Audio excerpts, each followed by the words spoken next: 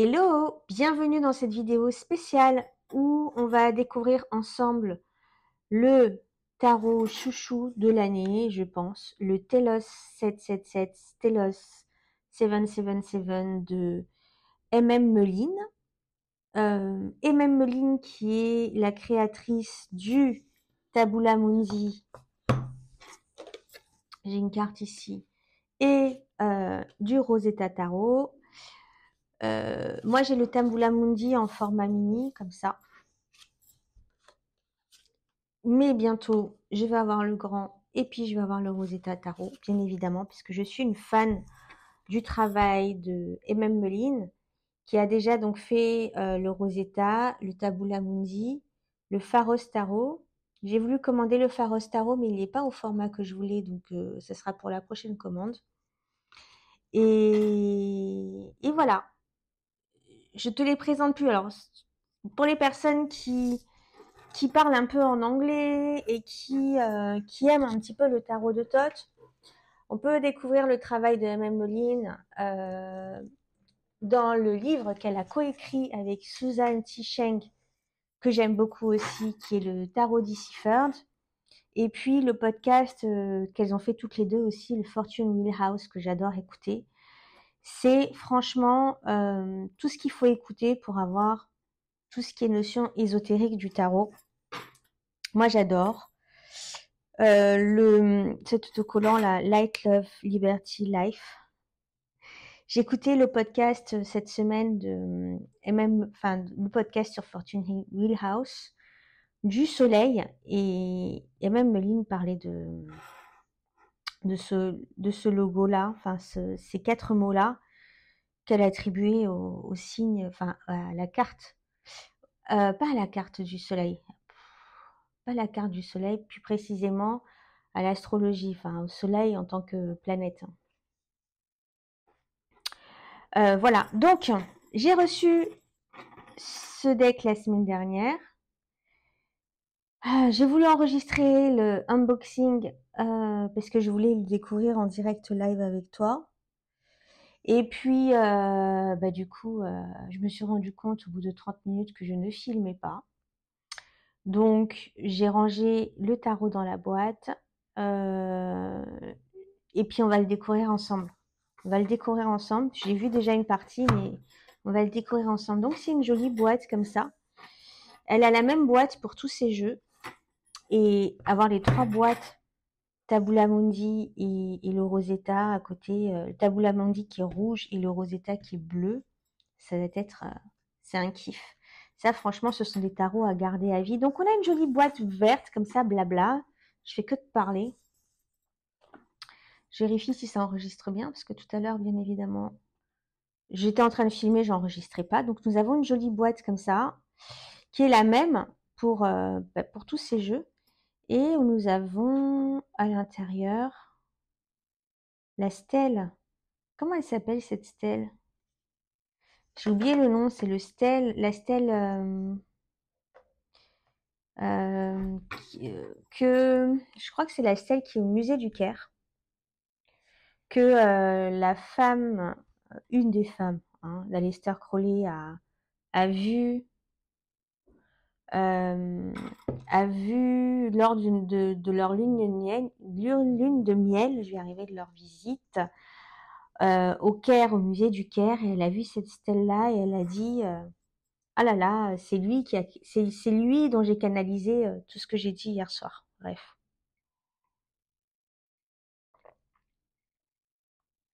Je bois un coup.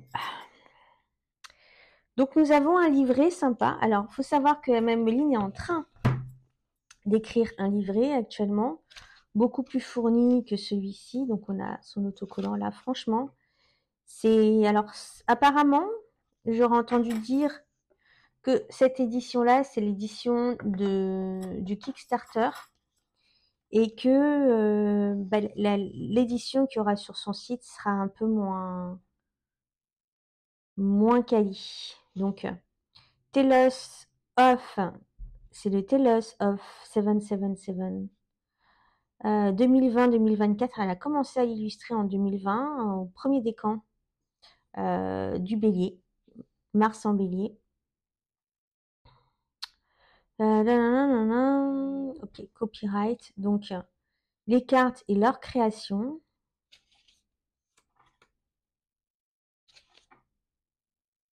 On a des jolis dessins là. Ça, c'est la princesse de disque.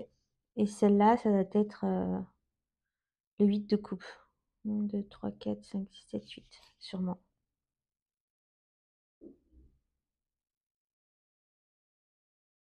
Donc, elle a utilisé du matériel classique d'art, hein, de l'encre, de l'encre de couleur, et voilà, elle a dessiné à la main. En tout cas, c'est pas un travail digital.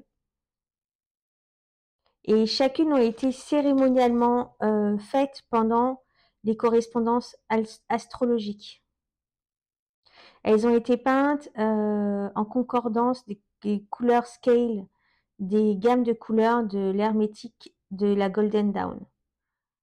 In 777. 777, je crois que c'est le livre d'Aleister Crowley. Ouais, c'est ça.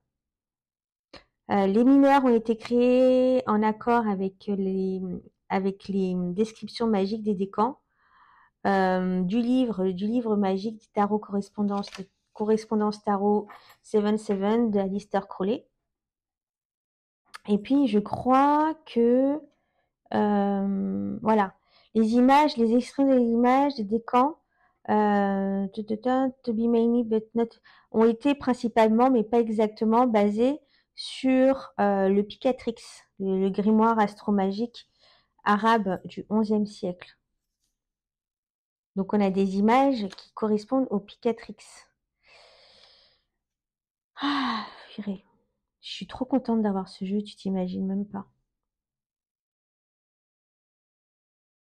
Donc elle a choisi le plus souvent de travailler avec une liste des dieux décaniques et des esprits, des textes fragmentaires, des 36 phases, 30 textes, 36 Hz, ça veut dire quoi Hz 36 machins du zodiaque, en accord avec les zoroastriens et alors, en rapport avec les divinités aussi égyptiennes ptolémiques. Voilà. Donc, c'est un jeu hyper ésotérique. Tous les jeux de MM Meline sont ésotériques, hein, mais celui-là encore plus. Donc, c'est l'exploration des dieux et déesses. Donc, elle explique c'est quoi un décan. Voilà. Le décan Rollers Began de... Donc, elle dit que les règles du décan commencent en mars en bélier 1. Elle explique dans quelle structure des planètes sont classés les décans. Donc ça, j'ai expliqué dans ma vidéo.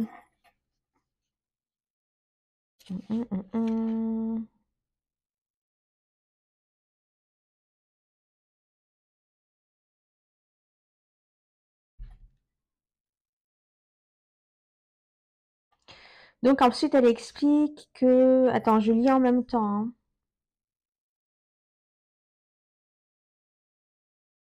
Donc les mineurs ont été dessinés et peintes et ancrés en un an pendant les 10 jours de chaque décan.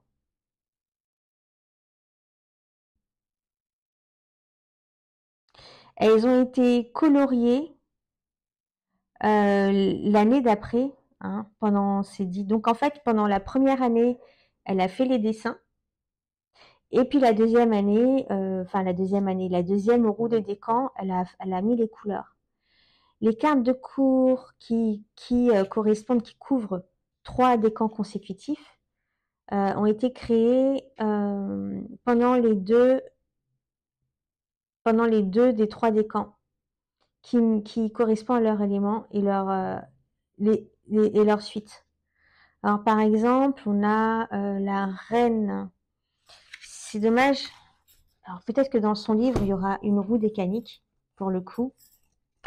Mais là, par exemple, si on prend ce qu'elle dit à la lettre, par exemple, pour la reine, la reine de bâton, elle a elle a peint la reine de bâton pendant cette période du 11 mars au 30 mars. Ou alors pendant la période du 21 mars au 9 avril. C'est un détail, tu vas me dire, mais moi je trouve ça intéressant. During the two of their 3-day stat match. Ok. Bon, elle explique pas lesquels principalement. Les deux premiers ou les deux derniers. Bref. Donc, les majeures ont été créées et peintes pendant le mois astrologique de leur signe. Les majeures planètes, les planètes majeures, parce qu'en fait, il y a 22 cartes, mais sur les 22 cartes, il y en a 12 qui correspondent à des signes, 7 qui correspondent aux planètes et 3 qui correspondent à des éléments. Donc, les planètes majeures ont été peintes durant les heures et les jours planétaires. Purée, mais c'est un travail de dingue. Les éléments ont été créés précisément sur des alignements astrologiques qui correspondent à l'énergie de chacun. Putain, c'est un truc de ouf, c'est un truc de fou, hein, son travail. Donc elle a créé de 2020 à 2024. Hein.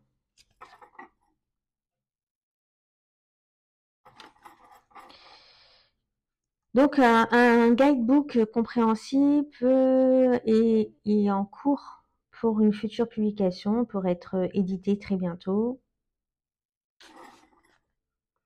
Donc ensuite, elle parle dans son livret de comment consacrer son deck avec une prière à l'ange Uru, H-R-U, je ne sais pas comment ça se prononce, mais moi je dis Eru, voilà, Eru, qui est l'ange du tarot. Bon, ça c'est pour ceux qui, moi c'est pas du tout mon truc, mais après elle explique comment utiliser les cartes pour se connaître soi-même, pour de la divination. Donc après, comment utiliser les cartes comme magie portable, voilà. Donc elle explique mettre les cartes dans un espace sacré. Les as sont debout devant les outils élémentaires. Enfin voilà. Donc ça c'est purement de la magie. Ça me parle pas. Donc pour faire des talismans, pour créer des talismans, donc c'est en fonction du Picatrix, hein, parce que le Picatrix c'est un grimoire de magie planétaire pour faire de la magie en fonction des influences planétaires.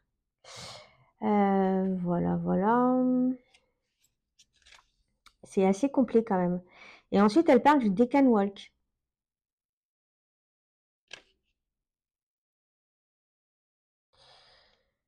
Elle parle du Decan Walk. Alors, pendant ces 10 jours,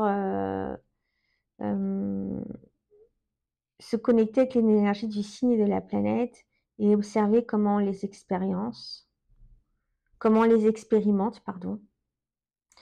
Donc le travail qu'on peut faire avec donc les Decan Walk, c'est invoquer et évoquer, faire des invocations et des évocations, créer de l'art, écrire des poèmes ou journaler, méditation sur la carte, passworking et interaction avec les personnages de la cour, création d'un hôtel en créant en mettant des offrandes appropriées aux planètes et aux dieux, Lectio Divina, faire la Lectio Divina ou de la lecture dévotionnelle, éducationnelle, lire autour des dieux, de leur histoire, la mythologie, de leurs éléments astrologiques, s'éduquer autour de ça. Voilà. Moi, c'est plutôt ce travail-là que je fais, moi.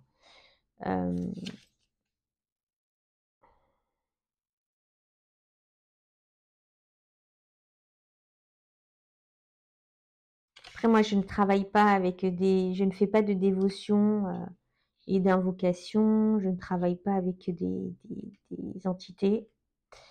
Euh, je suis obligée de faire de la lecture mythologique pour créer mes podcasts et tout. Puis ça fait partie de mon travail des décans. Puis moi, c'est surtout approfondir ma lecture des cartes.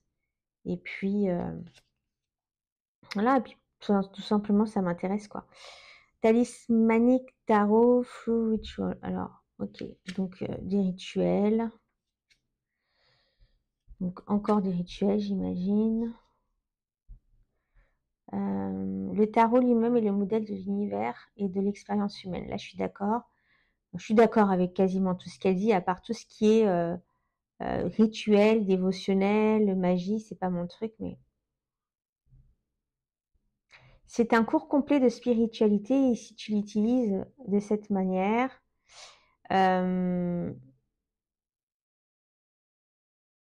la divination peut te dire si tu es sur le bon chemin et si tu dois continuer sur lui, dessus, et si tu dois changer de direction.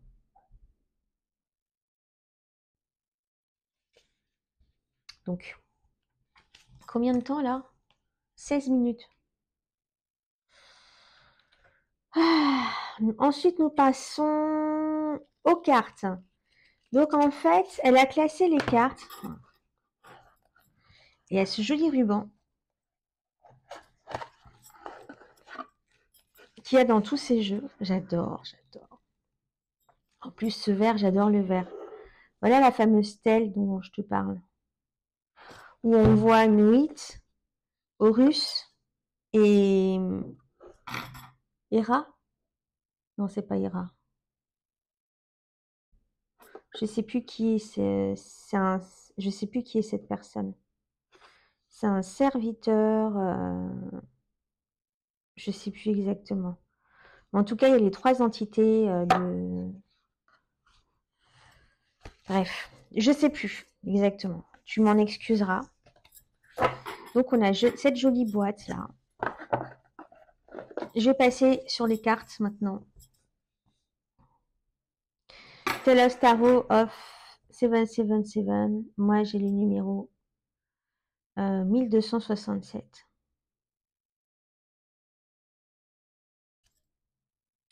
Donc voilà, le dos des cartes. On a un superbe jeu comme ça, avec de la dorure bronze, qui va super bien avec ce vert.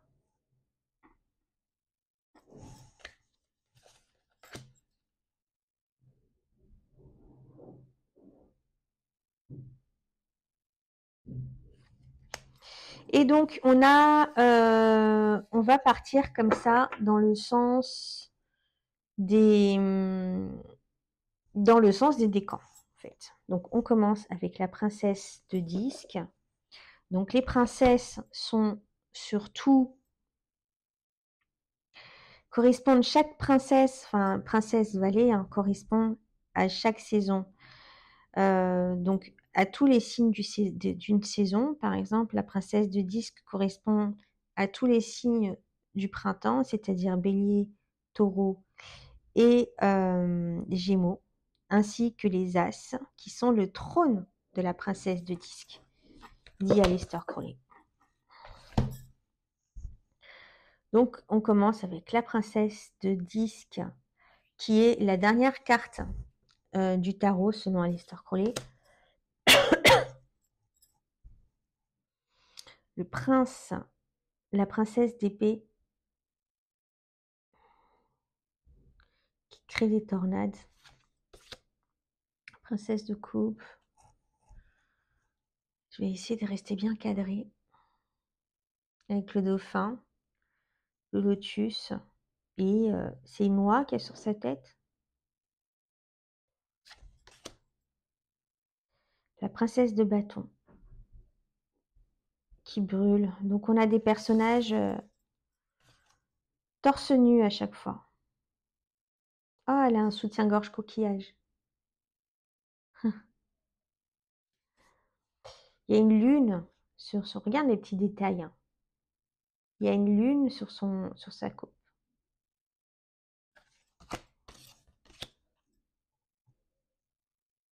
Là, il y a un bélier. Il y a un bélier. Il y a une lettre hébraïque, là. Il y a une tête de léopard ou de tigre. Là, on a une tête de tigre.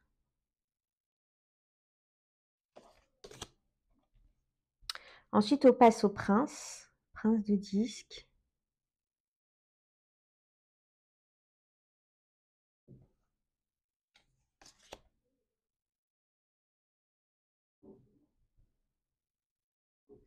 Prince d'épée. Regarde le détail.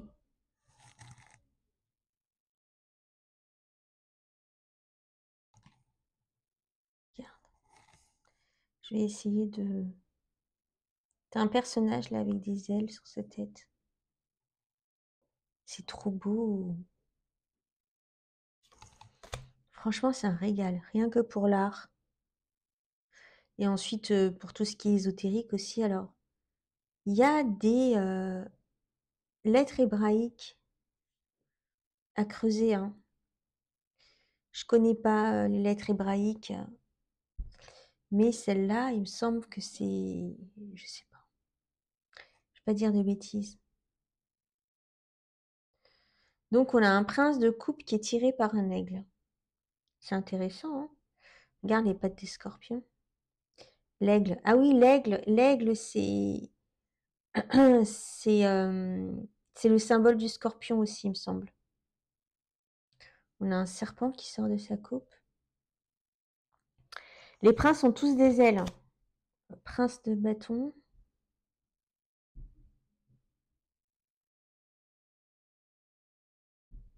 Regarde le lion, regarde la tête du lion. Il a le bâton, de la suite des bâtons. Du 3, 4 de bâton. Dans le 3 de bâton, non. Dans le 5 de bâton et le 6 de bâton, on a ce bâton dans le tarot d'Aleister Crowley. On a une roue avec toute la palette chromatique là.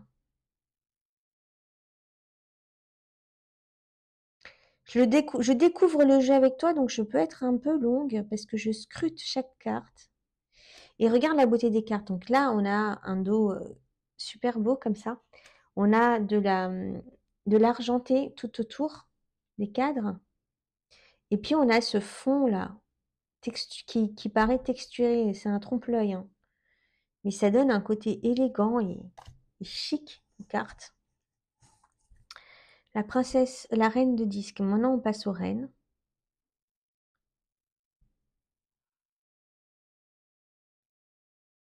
Ça, c'est le cube de Métatron. Elle ressemble, hein, à la princesse de disque du tarot de Thoth. La reine d'épée. Qui a coupé une tête. On a une tête d'ange. Oh, j'ai tellement hâte de lire son livre. Elle est assise sur un trône de nuages. Les reines, elles sont assises sur des trônes, généralement. Pas là, hein, mais trône de pierre, on pourrait dire. La reine de coupe.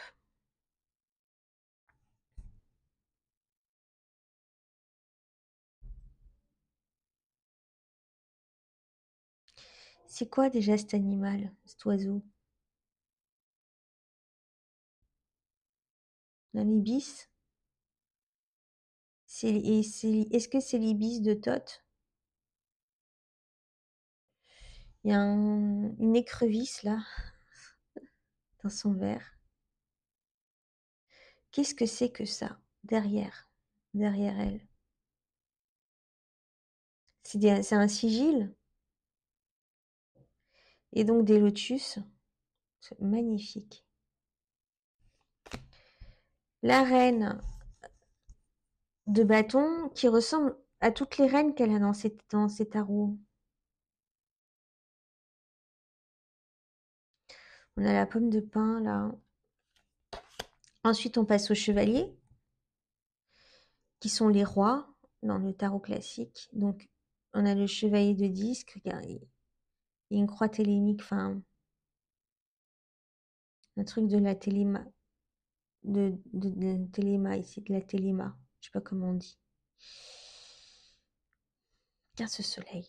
Chut, chut, chut, magnifique. Chevalier d'épée. Il a deux épées là. Il a une machette et une épée. Purée, il a l'intention d'en découdre, hein, lui. Comme la reine de coupe, et comme tout, j'imagine les autres personnages de cour, il a un crabe, il a un crustacé dans sa coupe. Ah non, là c'était un serpent. Et la princesse, est-ce qu'elle a une coupe? Princesse de coupe. Ouais, mais qu'est-ce qu'elle a dans sa coupe? J'arrive pas à voir à l'œil nu.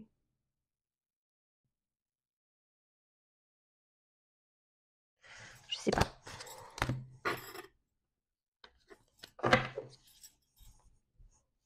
Il y a beaucoup de cartes à explorer, hein. Et on a des poissons là qui virevoltent autour. Le chevalier de bâton. Ensuite, nous allons dans les arcanes majeures, mais à l'envers. On part de l'univers pour partir vers le fou.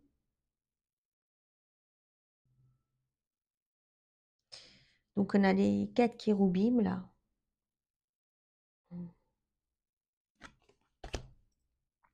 La carte de Léon. De Léon. Sur la carte de Léon, on a un enfant. Mais là, c'est un mélange du Wade Smith et du Tot. On a Newt comme ça. Et puis, on a 3 personnages à l'intérieur, alors que sur le tarot de Tot, on a juste un enfant à l'intérieur.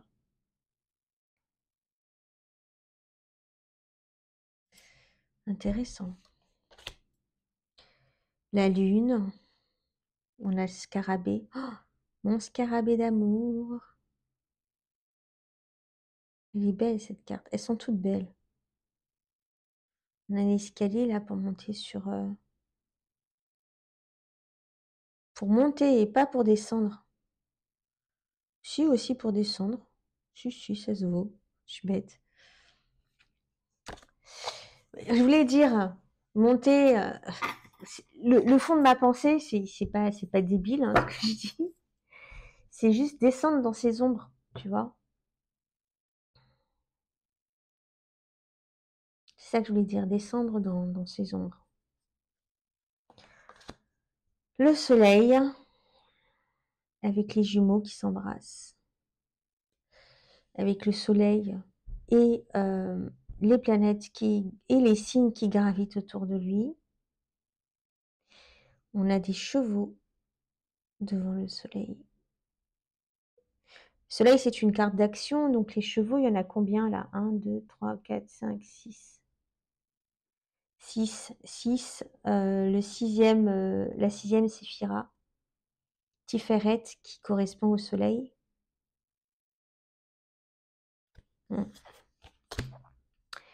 L'étoile, magnifique, tous ces papillons. Elle est belle, mais je préfère quand même, il y a des roses là. Elle est belle. Mais je préfère l'étoile du Tabula Mundi. L'étoile du Tabula Mundi, c'est vraiment mon étoile préférée de tous les temps.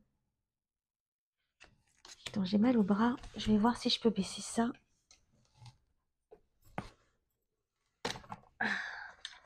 Hop. Ça, j'ai pas...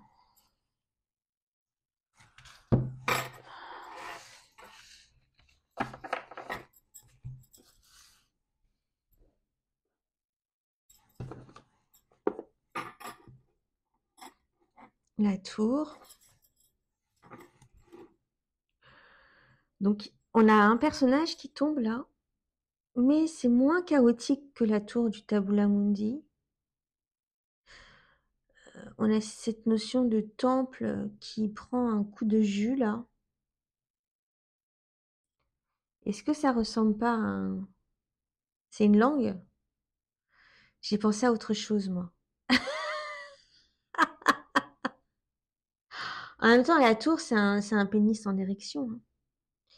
Donc, parce que sur le tarot de Thoth, il y a une bouche avec une langue. Donc, bref. La carte du diable. Pareil, qui ressemble à un Jésus, Lucifer, le diable.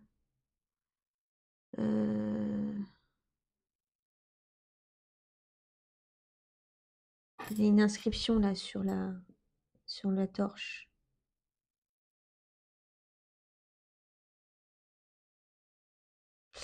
Et on a toujours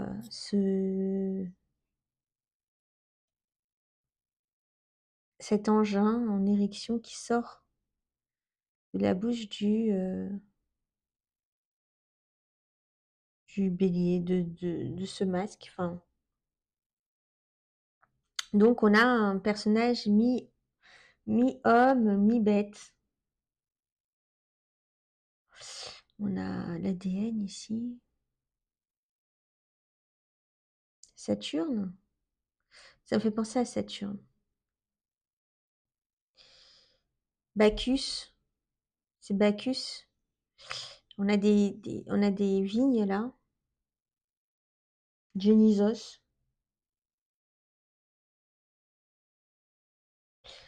Intéressant, intéressant. On a la carte de tempérance, art. Donc on a les deux notions alchimiques.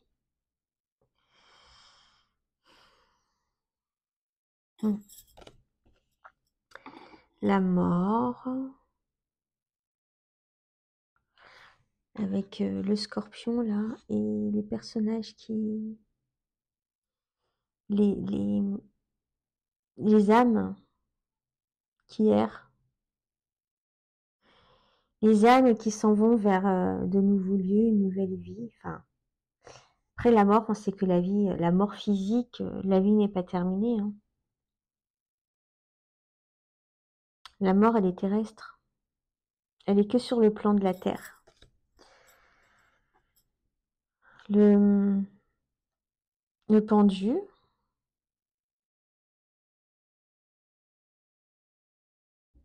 Qui représente l'élément eau.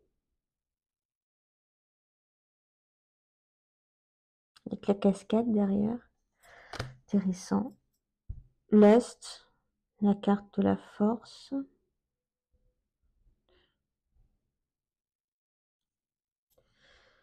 Donc Lion, c'est sa planète, c'est le soleil. On voit une forme de soleil là, avec des flammes.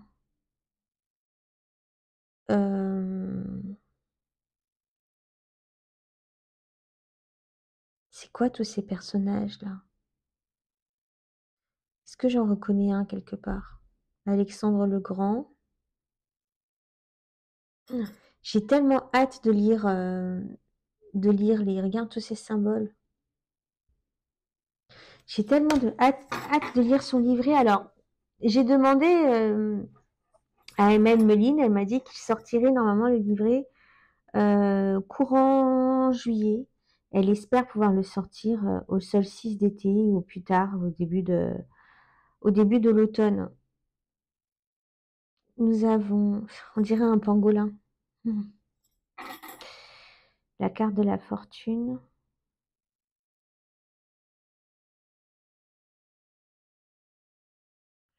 Le pangolin, ça fait pas penser au coco, hein. Ça fait partie des choses qu'on ne maîtrise pas, hein, de toute façon, des crises comme ça. Il y a plusieurs angles de lecture. Quelque chose qu'on ne maîtrise pas ou quelque chose qui a été prémédité. En tout cas, ça fait partie du cycle, ça fait partie du destin de la Terre, en tout cas tout ce qui est déjà écrit. La fortune. Intéressant. L'ermite. Sur la carte de l'ermite tarot de Thoth, on a un œuf orphique. Et là, l'œuf, il fait une graine. On a l'Ouroboros, là.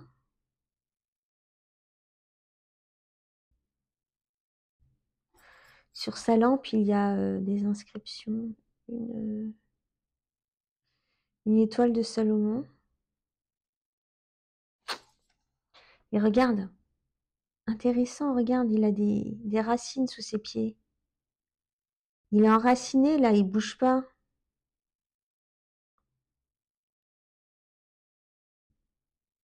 Parce que l'ermite, normalement, il suit la lumière de sa lampe. Et là, il prend racine. Ah, c'est intéressant, j'ai hâte de lire son livre. Déjà, on va voir qu'est-ce qu'il dit, son petit livret, là, sur la carte de l'ermite.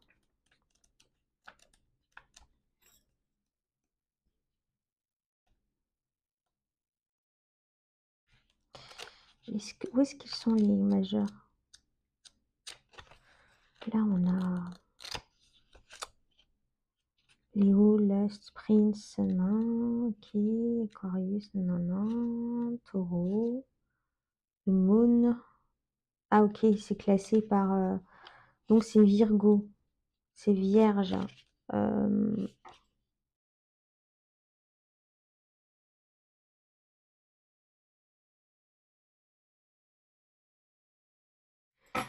C'est classé par ordre planétaire. Intéressant.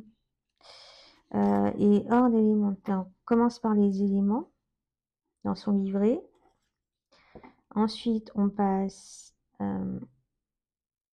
aux planètes. Et donc, l'ermite, c'est notre Vierge. Donc, Virgo dit ermite, le prophète. Le prophète de l'Éternel, le mage de la voix du pouvoir. Donc, oh,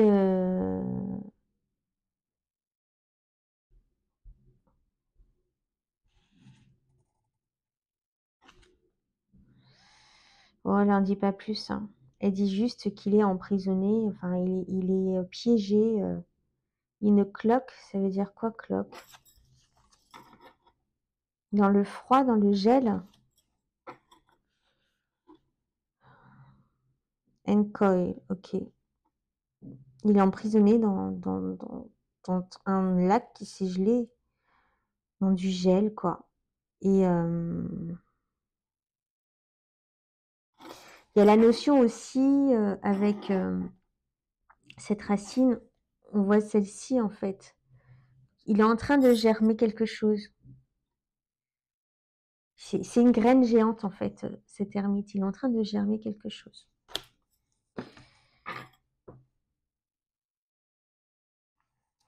Cette vidéo va être interminable.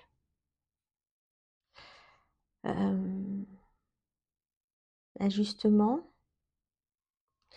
Donc on a 2 lettres hébraïques là, sur cette balance. Donc il s'agit de la déesse Maat. Hein. Il y a sa plume là.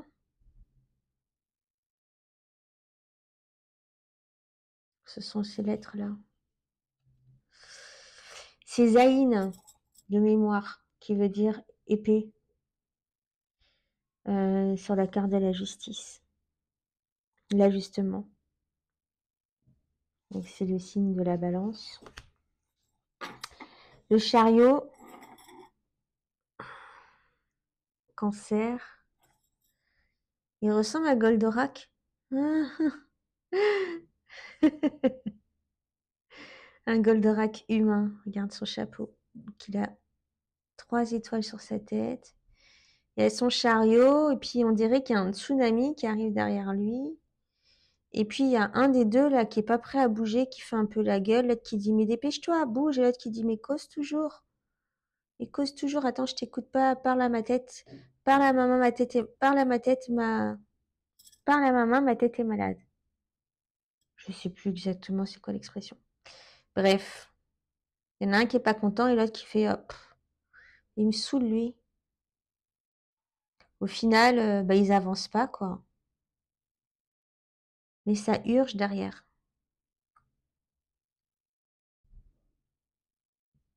C'est sûrement la discussion intérieure qu'il y a dans la tête du chariot. Donc on a 2 6 là, 6 ou 9. 9 plutôt, 6 et 9. C'est n'importe quoi, c'est le glyphe du cancer.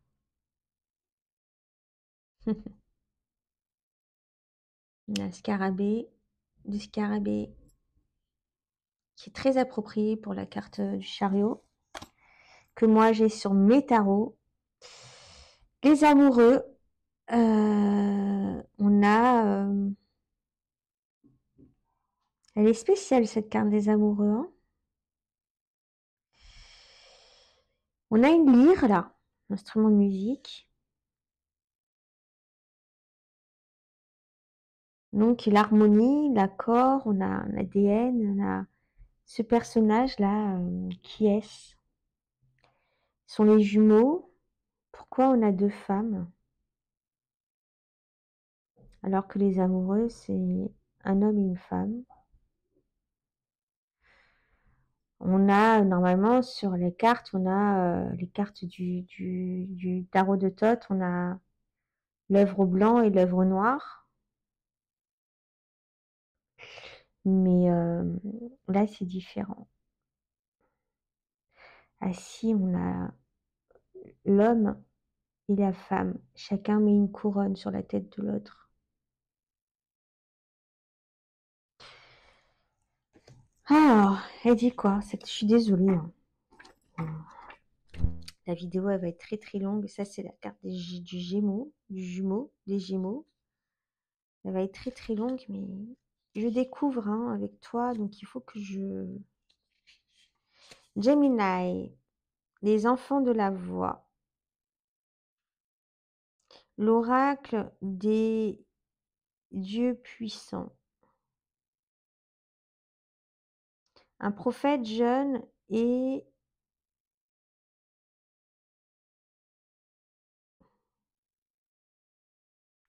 inspiré par Apollo. Apollo, oui, c'est le dieu de la musique aussi.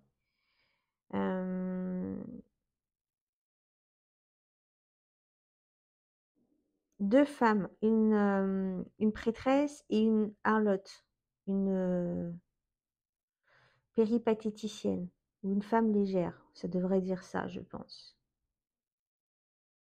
Le sacré et le profane. Ok.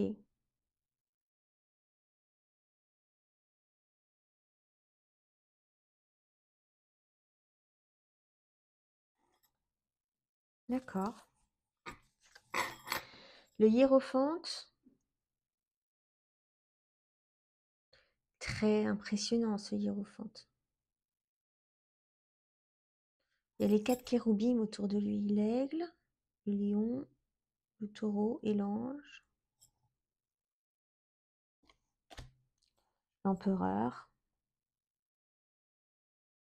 avec des béliers, il a du feu, il a des bottes de feu. C'est un super ranger. N'importe quoi. C'est un... C'est pas un super ranger que je voulais dire. C'est un avenger. N'importe quoi. Un avenger. Un héros... Comment on appelle là ceux qui sont les personnages héroïques des films Disney? L'impératrice. Magnifique. J'adore le carrelage du temple derrière. On a des licornes là. On a des animaux pas connus. Des animaux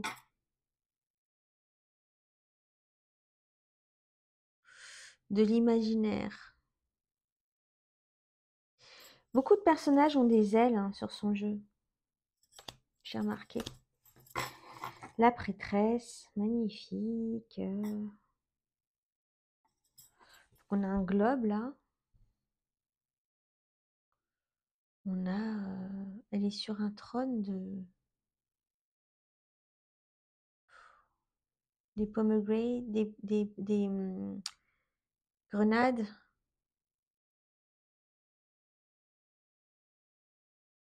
Elle a une étoile tatouée sur le torse.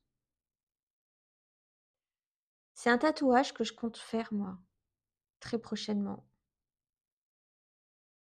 Tatouer une étoile sur le torse. Et on est en hiver, là, tout est givré. Euh,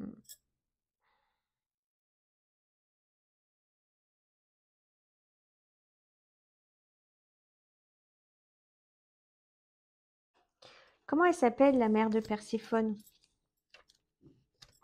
La grande prêtresse, c'est la Lune, la planète de la Lune. J'ai un trou de mémoire. Euh, tchou, tchou, tchou, tchou, tchou. Cette vidéo va être interminable. Je sais même pas si t'es encore là, dis. C'est une vidéo que j'ai faite pour moi, là. Hein. On est d'accord. La Lune, c'est une planète.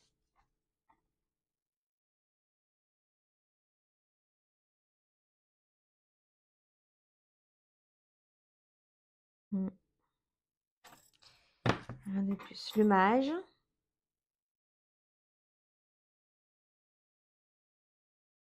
C'est marrant parce que son ombre va dans la direction opposée.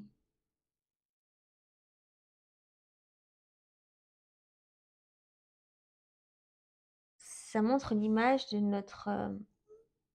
notre monde duel qui est inversé.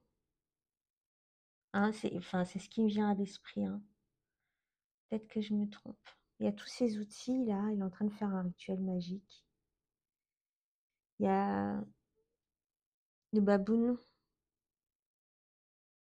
C'est Thoth hein, chez les Égyptiens. Et puis on a l'ibis aussi. Donc c'est une carte Mercure. Mercure, Mercure. On a le caducée. Ouais, magnifique. Et enfin le fou qui est un vieux monsieur, tiens. D'habitude les fous ils sont jeunes. Et lui il est vieux. On a un lion qui essaye de le retenir. Intéressant. Il est très joyeux, hein, notre fou. Il est très content de sauter dans le vide.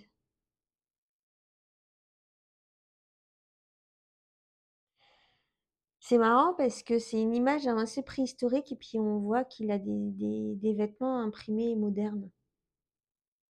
Des fleurs, des... c'est marrant. Chouette. Chouette cette carte. Elle vient d'où cette fumée là? Donc ensuite, on va à l'envers, donc le 10 de coupe.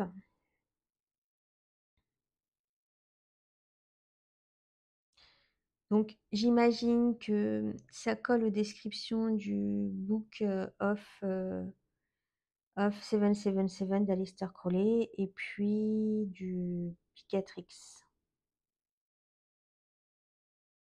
Donc on a un foyer, une famille là. Euh, tout est bien structuré, tout est bien ordonné. L'harmonie sur cette carte. Le 9 de coupe.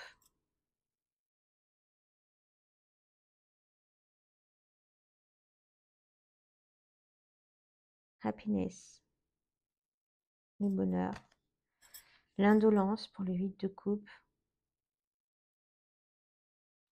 Ils ont des mains siamoises.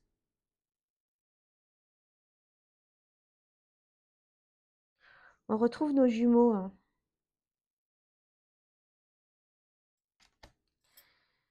Le 7. Donc en fait, on va dans l'autre sens du coup de la roue. Alors, tu as la roue là, et on va dans ce sens-là. Donc, tu as le bélier qui est là. Donc, normalement, la roue normale, on part du printemps, puis voilà, été, hein, et là, on part dans l'autre sens là. on part du 10 de coupe et puis on redescend comme ça. On redescend comme ça. Donc on va faire d'abord les décans du poisson, le 10, 9 et 8 de coupe. Ensuite le décan du Verseau, donc le 7, 6, 5 d'épée. Voilà, donc on part dans le sens inverse. Dans le sens inverse de la roue astrologique. Donc le 7 d'épée.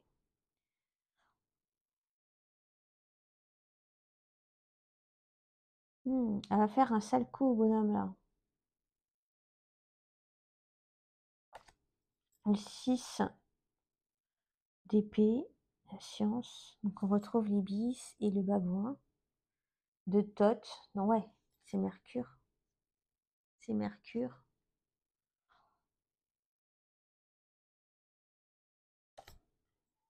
Le 5 d'épée. La défaite. Il y a des trous dans son bagage.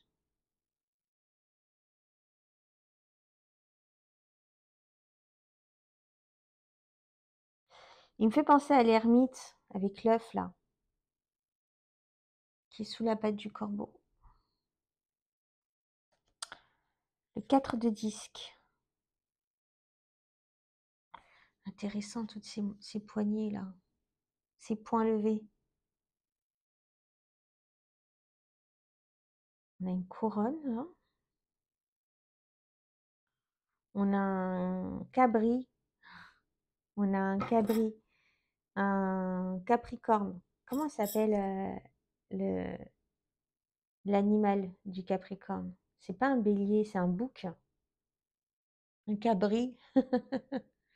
Ouais, c'est un cabri. On a les lunes et le soleil. Intéressant cette carte du 4 de disque. Et au lieu d'avoir quelqu'un qui attrape ses deniers, on a quelqu'un qui est en train de lire.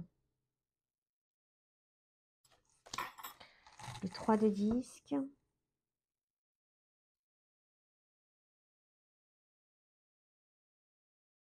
C'est marrant, je vois là le tablier des maçons, des francs-maçons. Peut-être que je me trompe. Tu savais que le tablier des francs-maçons, c'est le logo de Gmail? On est cerné, hein, on vit vraiment dans un monde qui ne nous appartient pas, qui leur appartient. On est cerné de toutes parts de leurs symboles, de leur... Mais bon, le principal, c'est de le savoir et d'arriver à vivre notre vie en faisant abstraction de tout ça. Mais pour faire abstraction de tout ça, il faut le savoir. Le 2 de disque. On a la dualité là. On a un sarrasin. C'est marrant. Une caravelle. Intéressant, intéressant. Le 2 de disque. Change. Et j'ai hâte de lire son livre. Ça fait 50 fois que je le dis. Ensuite, le 10 de bâton. On arrive dans la suite. Bon, on est dans la suite des bâtons. On est chez le Sagittaire là. Donc, décan 3, Sagittaire, l'oppression. 10 de bâton. Là, au lieu d'avoir quelqu'un qui porte 10 bâtons lourds, il est en train de massacrer quelqu'un. Il veut le massacrer ou il veut lui couper une mèche de cheveux? Je sais pas. Elle est dure cette carte.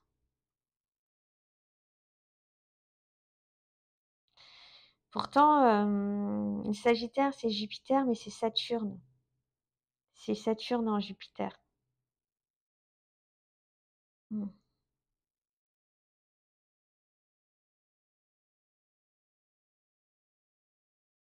Donc la joie et l'expansion du Sagittaire est coupée par la structure et la lenteur de Saturne. Donc on est coupé dans nos élans un peu.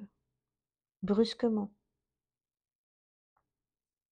Saturne, c'est l'opposé de Jupiter. Ces deux planètes qui s'entendent pas du tout. 9 de bâton, la force. Donc on a deux bêtes sauvages sur la route de ce gentil monsieur. Et ils ont le disque solaire sur la tête. Intéressant. Et là, pareil, on a le disque solaire et la lune. Dans un Lemniscate. Sur le sac du monsieur.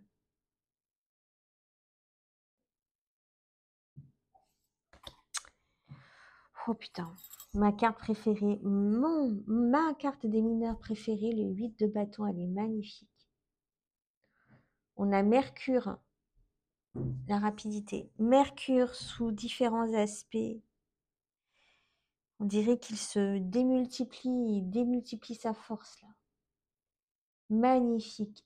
L'idée, elle est super bien trouvée.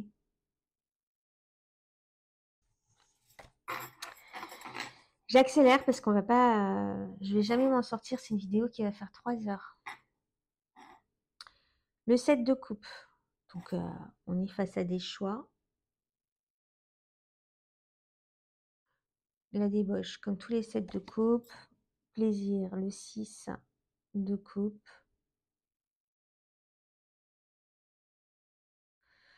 Avec le chameau.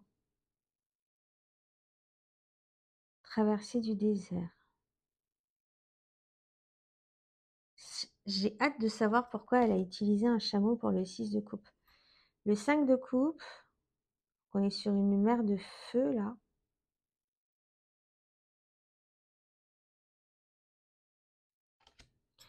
Le 4 de coupe. Non, le 4 d'épée, pardon.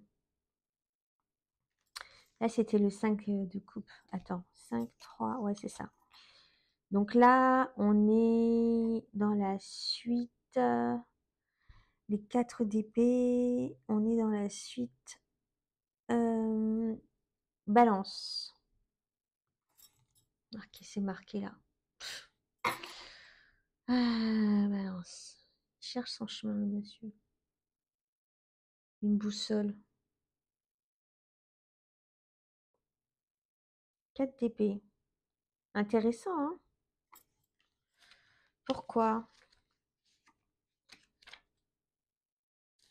4 d'épée, balance, balance, deuxième, balance 2. Balance 2. Non, c'est balance 3, pardon. Four of Swords. Trust. A man riding on a horse, said by the wolf. Ok. Nemesis, Ophionius.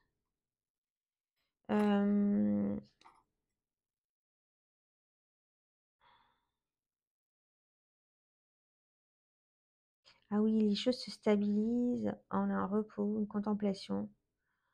Ok. Les structures donnent le refuge pour un temps.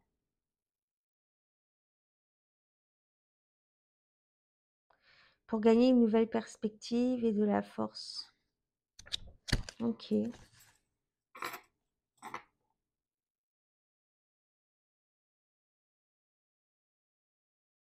Je vois pas une forme de repos là dans cette carte.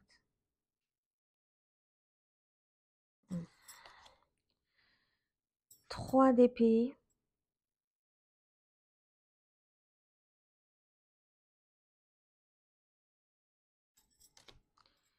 Deux d'épée. La paix. On a une belle statue là qui fait penser à la justice avec les yeux voilés. Le 10 de denier. Regarde sa tête. On dirait, comment il s'appelle le barde là dans Astérix qui fait de la musique? Panoramix.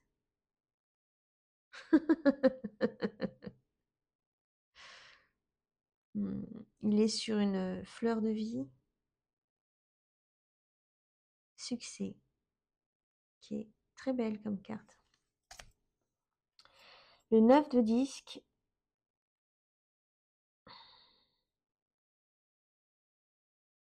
Non, Panoramix, c'est le druide. Il fait penser au druide plutôt. À celui qui fait la soupe là.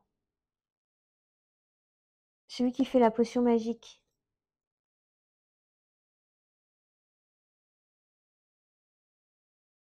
Donc là, on a une notion de récolte. Hein. C'est la carte gain. Le 8 of disque. Prudence.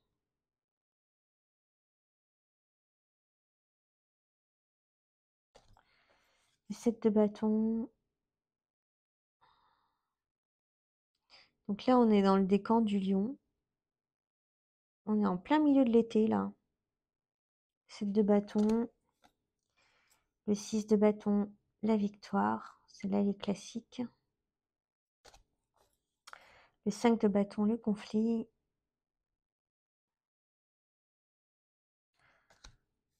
Le 4 de coupe. La luxure.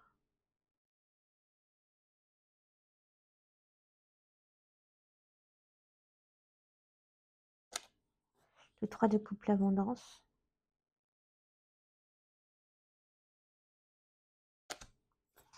Le 2 de coupe, l'amour.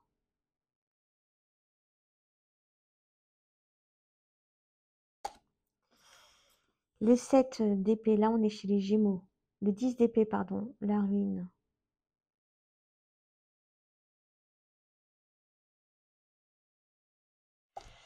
Le 9 d'épée, cruauté.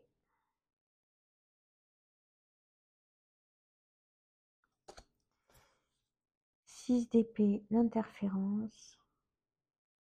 Non, 8 d'épée, pardon.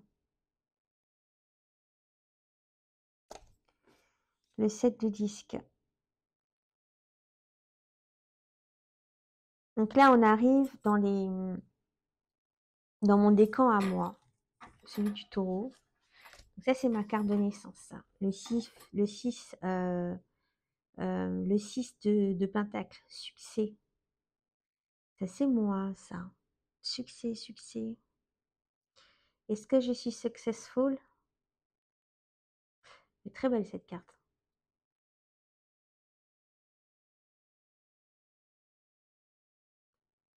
Donc il y a plein de choses là à voir. Faudrait limite une loupe. Purée, mais le boulot de dingue qu'elle a fait, hein, c'est ouf. Hein. Le 5 de disque. On a des scènes magnifiques. Hein. Le 4 de... Waouh. Waouh, waouh, waouh. Le 4 de bâton magnifique.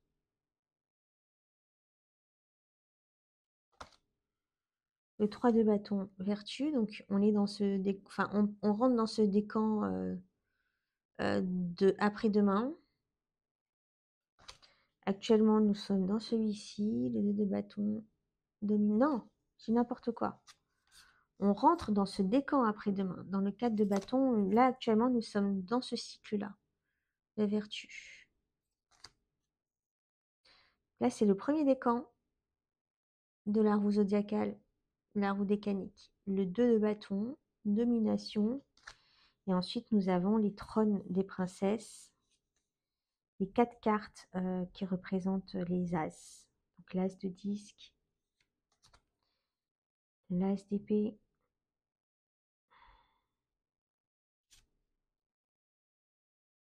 magnifique ces cartes. L'as de coupe et l'as de bâton. On a tout plein de détails. Et l'étoile que j'ai laissée, je ne sais pas qu'est-ce qu'elle fait là. Mais je vais la remettre à sa place.